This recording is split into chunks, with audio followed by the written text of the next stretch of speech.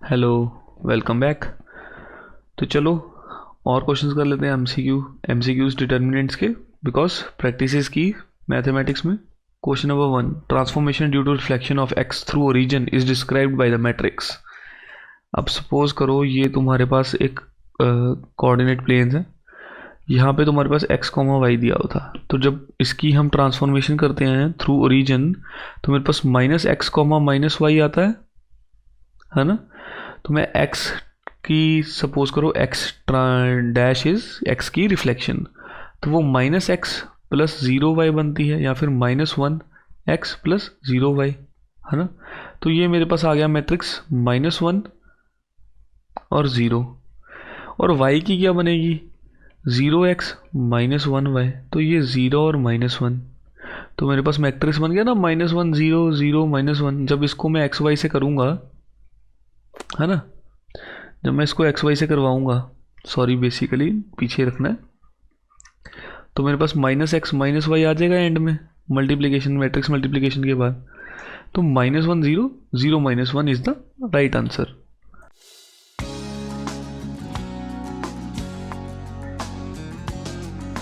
Question number 2, A is a 3x3 matrix such the determinant of A is 8। तो 3, अब तुम्हें 3x3 matrix पता है, तो हर एक के साथ 3 मल्टीप्लाई हो रहा है, तो मैं 3 का क्यूब निकाल दूंगा बाहर into determinant of A. Determinant of A मेरे पास 8 दिया है, तो इसकी वैल्यू 3 की क्यूब इंटू 8। तो 3 का क्या क्यूब क्या होता है, 27 इंटू 8 विच इज 216। तो D is the correct option. Question number 3, skew symmetric matrix of order 3, value of determinant of A is a skew symmetric. Skew symmetric में डिटर्मिनेंट क्या होता है, जीरो होता है। ये प्रो टिप है एक, हमेशा याद रखना।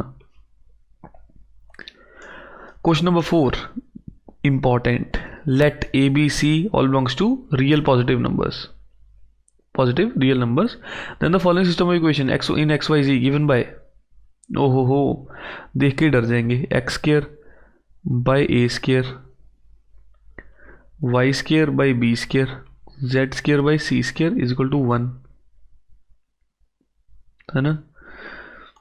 फिर से x square by a square, y square by b square plus z square by c square is equal to 1, minus of x square by a square, y square by b square, z square by c square is equal to 1। तो मेरे को ये तो पता है कि x square by a square एक ऐसा टर्म रिपीट हो रहा है, similarly y by b, y square by b square और z square by c square. तो इस पूरे को मैं एक्स मान लेता हूँ कैपिटल, पूरे को वाई कैपिटल, पूरे को जेड कैपिटल। अब अगर यही इक्वेशंस मुझे दोबारा से लिखनी हो तो मेरे पास ऐसे कुछ आ जाएंगे 3 equation, x plus y minus z is equal to 1, x minus y plus z is equal to 1, और minus x plus y plus z is equal to 1। तो अब ये मेरे पास बन गई ना coefficient matrix A into x is equal to B वाला। तो ए यहाँ पे क्या आएगा, coefficient matrix 1 1 minus 1 1 minus 1 1 and minus 1 1 1। तो ये मेरे पास कोफिशिएंट मैट्रिक्स बन गई। अब इन्होंने पूछा क्या है मेरे से कि इसके कितने सोल्यूशन है ना, यूनिक है क्या है। तो पहले मैं ए का डिटर्मिनेंट निकाल लूँ। अगर ए का डिटर्मिनेंट मेरे पास 0 आया तो यूनिक सोल्यूशन तो नहीं होगा, है ना। A is equal to determinant of A not equal to 0 आया तब यूनिक सोल्यूशन होगा, है ना। सिंगुलैरिटी पे डिपेंड करता है। तो मैट्रिक्स ऑफ ए का डिटर्मिनेंट निकाल लूँ मैं, 1 माइनस 1 माइनस 1 माइनस 1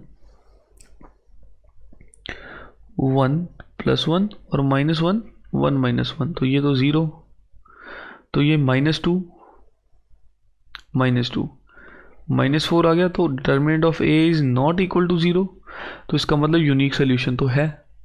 तो देखो यूनिक सोल्यूशन कहाँ दिया हुआ है, ऑप्शन बी पे है, तो B is the correct option.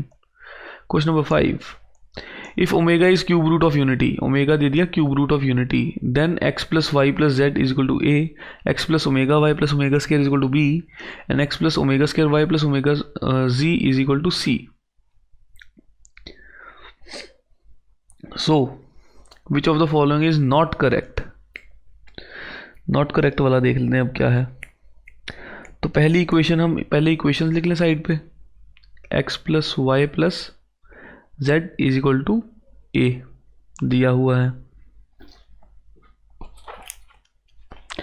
Next क्या लिखा हुआ है, x plus omega y plus omega square z is equal to b and x plus omega square y plus omega z is equal to c. तो तीनों को add कर दें, equations को देखते हैं क्या बनता है हमारे पास। 3x plus y 1 plus omega square 1 plus omega square plus z 1 plus omega square is equal to c बना ABC। अब देखो वो क्यूब रूट ऑफ यूनिटी वाला कंसेप्ट कहाँ लगा। अब तुम्हें क्यूब रूट ऑफ यूनिटी के तीनों को ऐड करके जीरो आता है, 1 प्लस ओमेगा स्केयर को, तो ये भी जीरो और ये भी जीरो। तो 3x क्या आ गया मेरे पास, a plus b plus c आया, और x क्या आया, a plus b plus c upon 3 आ गया। तो ये बन गया x की, तो मेरे को एक वैल्यू आ गई है। अब देखो x is equal to a plus b plus c upon 3, तो मतलब ये तो मेरे पास बिल्कुल करेक्ट है। अब मेरे को y और z की वैल्यू ढूंढनी पड़ेगी।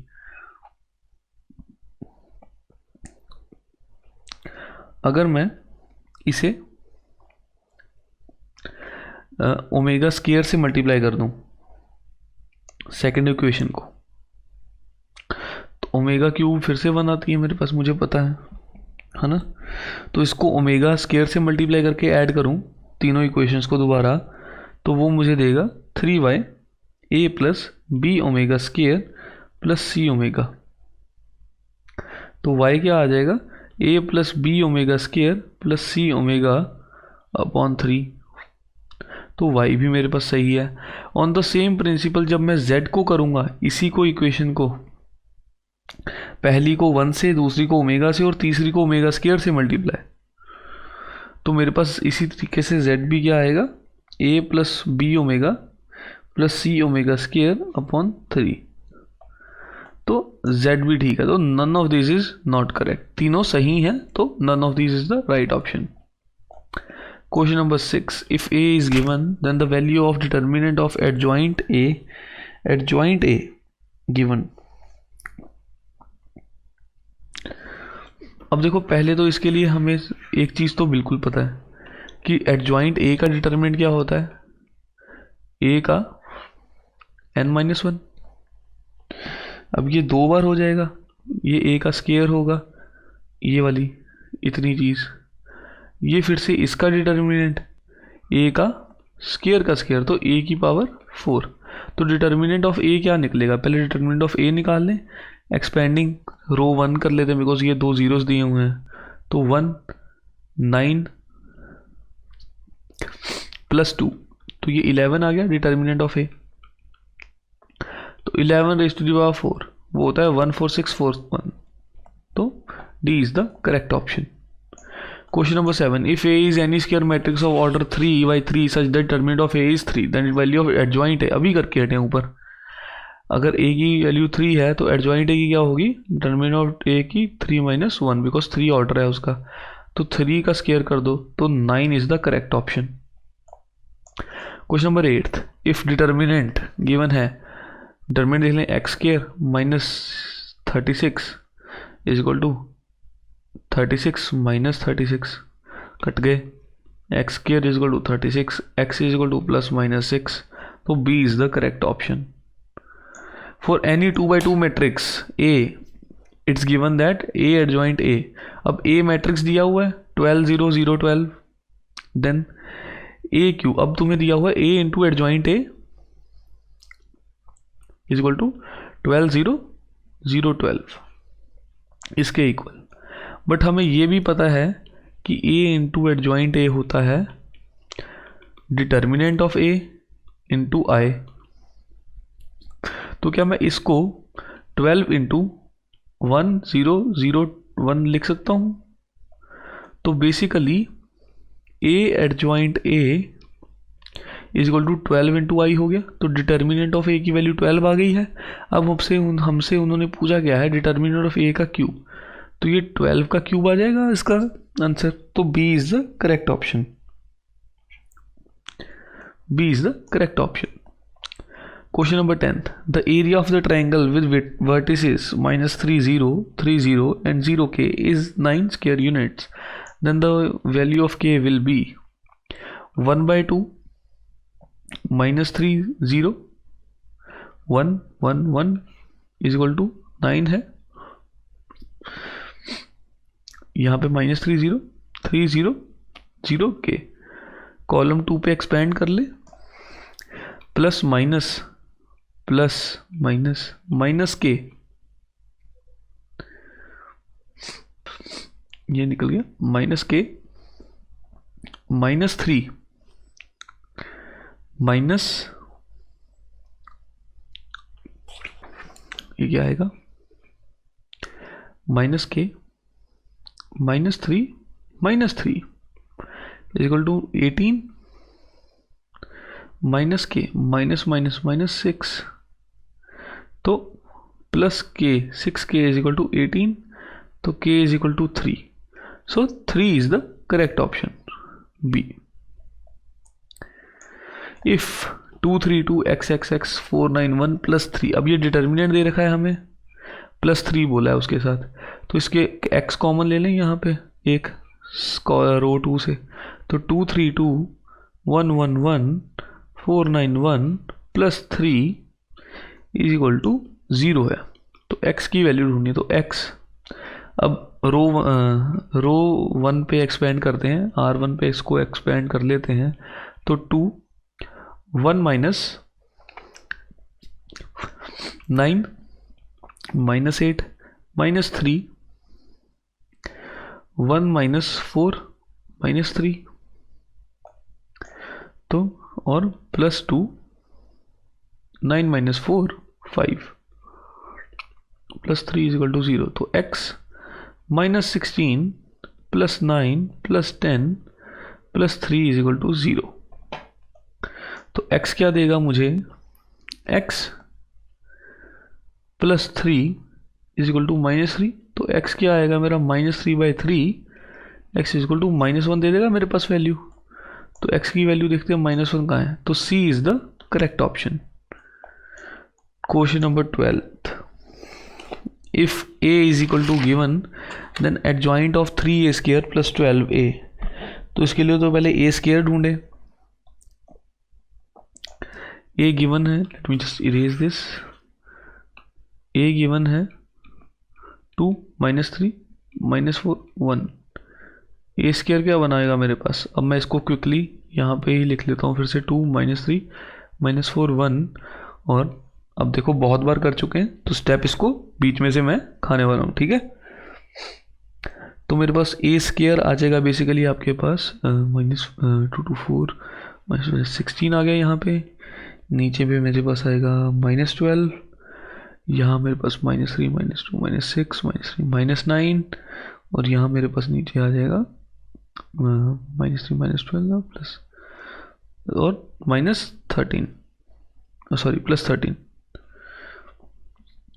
तो ये मेरे पास a² आ गया,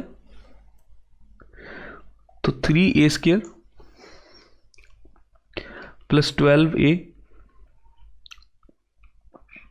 ये मुझे क्या दे देगा, इसको अगर हम क्विकली कर लेते हैं तो ये मेरे पास 72 -63 -84 51, तो मेरे पास इसकी ये वैल्यू आएगी। तो इसका एडजॉइंट क्या होता है, कोफैक्टर का ट्रांसपोज, कोफैक्टर क्या बनेंगे यहाँ पे, कोफैक्टर क्या बन गया इसका 51 आ जाएगा, यहाँ पे 72 आ जाएगा, इसका आ जाएगा इसका आ जाएगा 84 प्लस में इसका आ जाएगा 63। अब इसका ट्रांसपोज कर देता हूँ तो वो मेरे पास एडजॉइंट आ जाएगा 51 72 63 84, तो ये आ गया adjoint of A, adjoint of 3a² plus 12a, तो 51 63 84 72, सिंपल था, ज़्यादा तो कुछ नहीं था, तो option B is the correct answer. तुम लोग कन्फ्यूजन कहाँ करोगे, तुम एडजॉइंट को कोफैक्टर का ट्रांसपोज, वहाँ पे हमेशा ही गलती होती है, मुझसे भी होती थी, वहीं पे गलती होती है। क्वेश्चन नंबर 13, ए क्या है, non singular, determinant of A मतलब नॉट इक्वल टू 0, है ना।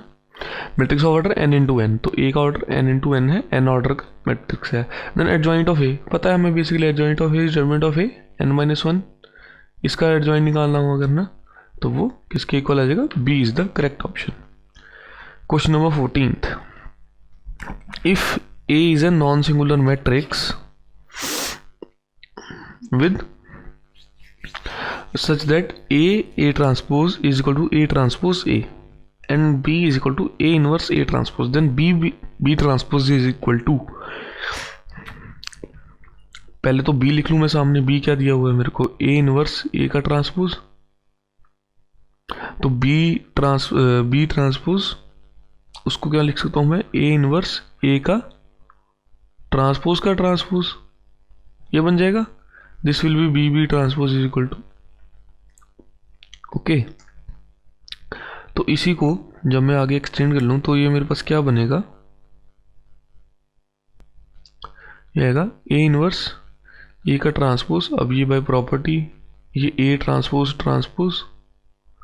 और ए इनवर्स का ट्रांसपोज, तो ए इनवर्स, अब ये ए ट्रांसपोज का ट्रांसपोज फिर से A transpose A into A inverse का ट्रांसपोज, इसकी इक्वल आ गया। अब यहाँ पे ए इनवर्स इंटू ए है, ये आई बन जाता है या नहीं, तो ये ए इनवर्स इंटू आई हो गया, ए इनवर्स का ट्रांसपोज।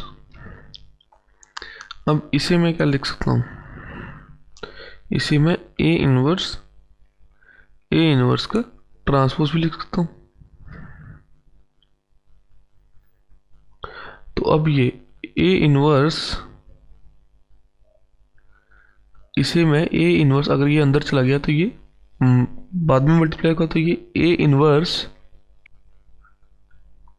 ए का होल ट्रांसपोज आ जाएगा, बिकॉज ये पीछे जाएगा इसके। तो ये क्या दे रहा है मुझे, आई दे रहा है या नहीं, आई का ट्रांसपोज, तो वो आई हुआ कि नहीं, तो B transpose is equal to I is the correct option. कितना दिया है, हाँ, तो option B I is the correct option.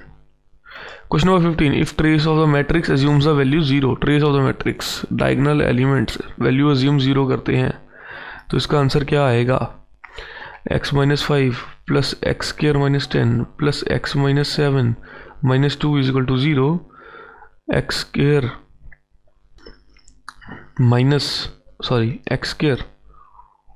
plus 2x minus 24 is equal to 0, तो ये +6 और -4 बनेगा, +6 और -4 तो मतलब -6 और 4, so B is the correct option. Question number 6, if P is a 3x3 matrix such that P transpose is equal to 2P plus I, where P transpose is the transpose of P and I is a 3x3 identity matrix, then there exists a column matrix xy not equal to 0 such that, अब उन्होंने बोला है P transpose is 2P plus I। अब P transpose का अगर मैं फिर से ट्रांसपोज कर दूं तो ये 2 इंटू पहले वाले का 2P plus I plus I ये हो जाएगा। यही हमने सीखा है कि अकॉर्डिंग टू क्वेश्चन ये बोल रहा है, तो ये P ट्रांसपोज का ट्रांसपोज P हो गया मेरे पास फिर से, तो ये 4P plus 2I plus I हो गया। P क्या आ गया मेरे पास, 4P प्लस 3I, तो इसी से P क्या बनेगा मेरे पास, -3P is equal to 3I और -P is equal to I हो जाएगा, या फिर P is equal to -I। अब दोनों में मैं x मल्टीप्लाई कर दूं तो Px is equal to -I/x, क्योंकि मेरे को एक x मैट्रिसेस ढूंढना है ना, such that Px is equal to, तो दोनों पे जब x मल्टीप्लाई, तो यहाँ पे तो Px is equal to -I के साथ x जब मल्टीप्लाई किया तो ये x बन जाएगा -x, so Px is equal to -(x), तो D is the correct option.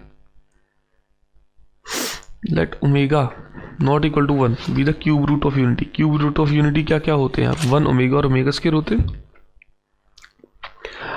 And S be the set of all non singular. Non singular मतलब determinant is not equal to 0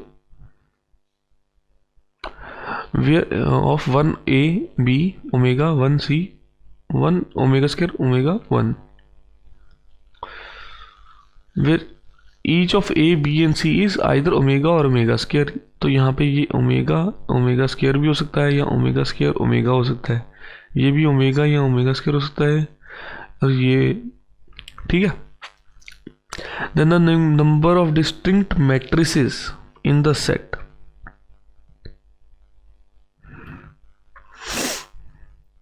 okay अब देखो इसका पहले डिटर्मिनेंट देखते हैं क्या बनेगा मेरे पास. 1 a p omega 1 c omega square omega 1. Because जब हम जीरोस निकालेंगे तो ये नॉट इक्वल टू 0 है, तो वहां से हम ए और सी की वैल्यूज और बी की वैल्यूज कर सकते हैं. तो चलो इसका डिटर्मिनेंट देखते हैं. एक्सपेंडिंग अलोंग R1 क्या बनेगा मेरे पास. सिंपल है. 1 minus omega c minus a omega minus c omega square and plus b omega square minus omega square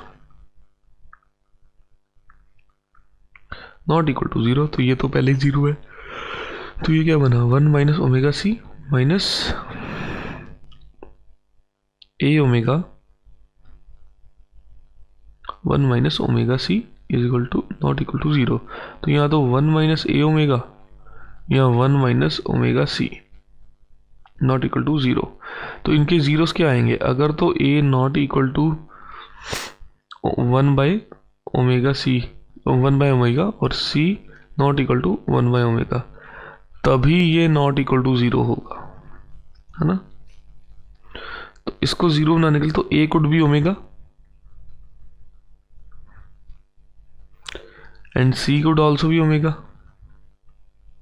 क्योंकि 1 माइनस 1 0 हो जाएगा ना. और बी इन दोनों में से कुछ भी हो सकता है, ओमेगा या ओमेगा स्क्वायर में. तो मेरे पास चॉइसेस क्या आ गई कि ए भी हमेशा ओमेगा होगा, सी भी हमेशा ओमेगा होगा, और बी के पास ये दो चॉइसेस है. तो या तो ये ए बी और c is equal to omega, b भी इक्वल टू ओमेगा, या फिर a is equal to omega, b is equal to omega square, c is equal to omega. तो ये दो सोल्यूशन आ गए ना इस पूरे के.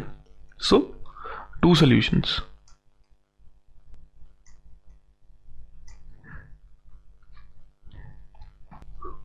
Question number 18.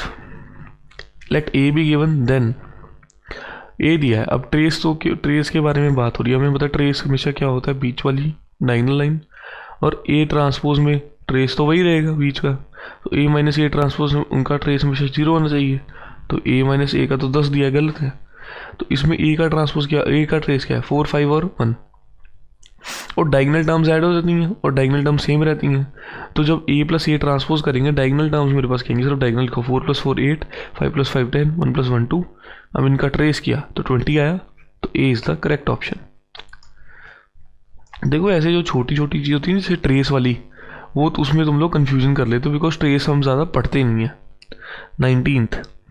If A and B are invertible matrices then which of the following is not correct. हमें पता है इन्वर्टिबल में ये तीनों प्रॉपर्टीज ट्रू होल्ड करती हैं, बट ये हमने कभी नहीं पढ़ा कि ए प्लस बी का inverse B inverse plus A inverse हो गया.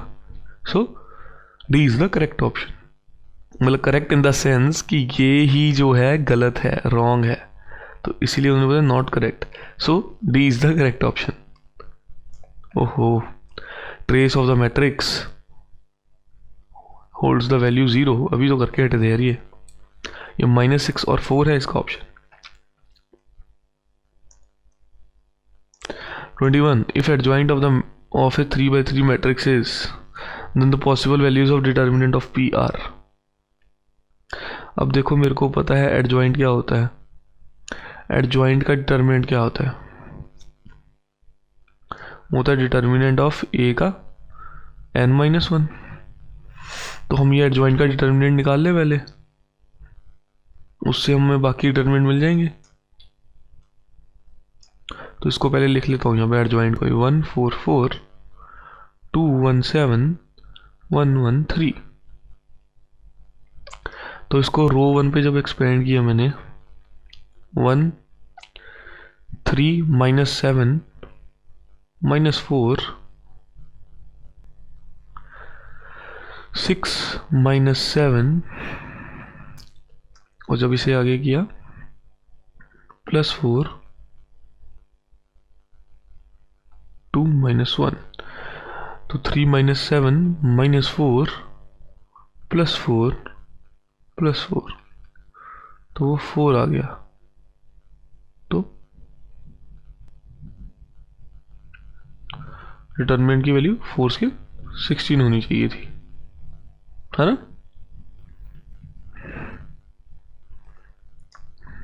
क्वेश्चन नंबर 21, एडजॉइंट दिया हुआ है, उसमें बोलो डिटरमिनेंट की वैल्यू बताओ। तो हमें पता है determinant of adjoint P is equal to P का डिटरमिनेंट पे n-1 where n is the order. तो P की वैल्यू निकाल लें हम पहले। तो ये मेरे पास वैल्यू निकाल के इसकी एडजॉइंट ऑफ P आएगा, इसका डिटरमिनेंट आ जाएगा ये पूरा मेरे पास 4। तो मेरे को पता है 4 इज इक्वल टू P की पावर n-1 3 ऑर्डर का है तो P²। तो डिटरमिनेंट ऑफ P क्या आएगा, रूट ऑफ 4। तो determinant of P would be either +-2। तो A is the correct option. The value of determinant दिया हुआ है, अब आपको इसकी वैल्यू पूछी है। अब एक चीज़ बताओ, ये क्यूब रूट्स ऑफ यूनिटी है। अगर मैं C1 is equal to C1 + C2 + C3 कर दूँ तो मेरे पास C1 में आ जाएगा 1 + ω तीनों में।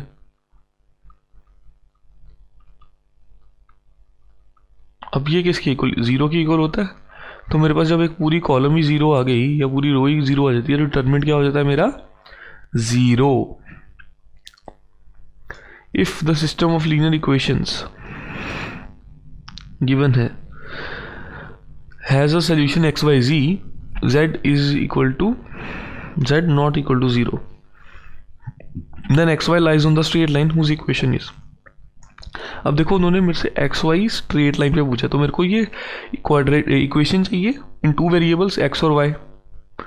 अब पहले तो मैं इन तीनों को लिखूँ x - 2y + kz is equal to 1, 2x + y + z is equal to 2 और 3x - y - kz is equal to 2। अब देखो यहाँ पे भी kz है, यहाँ पे भी और kz है। अब मैं दोनों इक्वेशंस को ऐड कर दूँ अगर, तो ये kz x दूसरे को कैंसिल कर देगा, मेरे पास x और y में इक्वेशन आ जाएगी। तो चलो ऐड करके देखते हैं, 4x - 3y is equal to 3। X y में मेरे पास इक्वेशन आएगी नहीं, कितना डिफिकल्ट था। तो ये x और y का 4x - 3y is equal to, यहाँ पे इक्वेशन गलत है, यहाँ पे 3 आना चाहिए तभी आंसर बन पाएगा। 4x - 3y - 4 is equal to 0, तो 3 होगा तभी आंसर आएगा। तो यहाँ पे 3 होगा, तो this will be 4। Question number 24, if x is equal to -9 then other 2 roots are. अब देखो x की वैल्यू एक -9 और इस क्यों दे रखी है। जब हम इसका डिटर्मिनेंट निकालेंगे तो इसका डिटर्मिनेंट देख लेते क्या है। तो ये एक्सपेंड कर लो रो 1 के, x (x² -12 -3 -3 2x -14 +7 12 - 7x। अब इसको हम कर लेंगे x³ -12x -6x +42 +84 -49x, है ना। और ये इक्वल टू 0 दिया हुआ है। तो x³ -18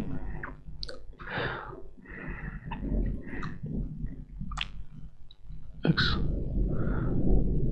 7x प्लस ऑफ 42। अब हमें पता है इसका एक फैक्टर x इक्वल टू -9 है, तो वो x प्लस 9 आ जाएगा एक फैक्टर इक्वल टू 0, है ना। तो एक 0 तो मैंने यहाँ पे बना ली x प्लस 9। इस बाकी जब को मैं फैक्टराइज करूँगा तो मेरे पास x प्लस 7 और x माइनस 7 और x प्लस 2, x माइनस 7 और x माइनस 2 आएंगे। तो मेरे पास बाकी दो फैक्टर्स क्या आ जाएंगे इसके, 0, 7 और 2। तो A 2,7 is the right answer. The value of the determinant skew symmetric matrix, जाते जाते दोबारा से एक टिप रिवाइज हो जाएगा। स्क्यू सिमेट्रिक मैट्रिक्स है, उसका क्या होता है सम, डिटर्मिनेंट 0 होता है, तो D is the correct option. तो जाना कहीं नहीं है। अब नेक्स्ट चैप्टर कंटिन्यूटी करनी है। चलो, I will see you in the next one.